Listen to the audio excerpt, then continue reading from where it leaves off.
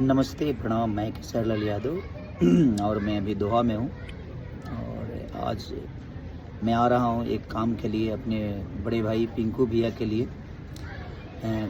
कल जगदीशपुर विधानसभा क्षेत्र अंतर्गत केसरी धनगाही में राजीव रंजन जी उर्फ पिंकू भैया के मकान का गृह प्रवेश है। उसी गृह प्रवेश में हम सब भाई आ रहे हैं, तो मैं भी और हमारे साथ और भी कुछ लोग हैं। तो आप आइए और अपना प्यार, और कल दिन में है ये 12 बजे, तो आप सबके बीच में मैं आ रहा हूँ दिन में 12 बजे केसरी धनगाही अपने पिंकू भैया के लिए उनके गृह प्रवेश में। तो आप भी आइए 12 बजे दिन में कल 8 तारीख को आप सबके बीच में 8 जून 2025। तो प्लीज़ आइए और अपना प्यार आशीर्वाद, दिन में ही हम लोग खूब मज़ा करेंगे। Love you all, thank you.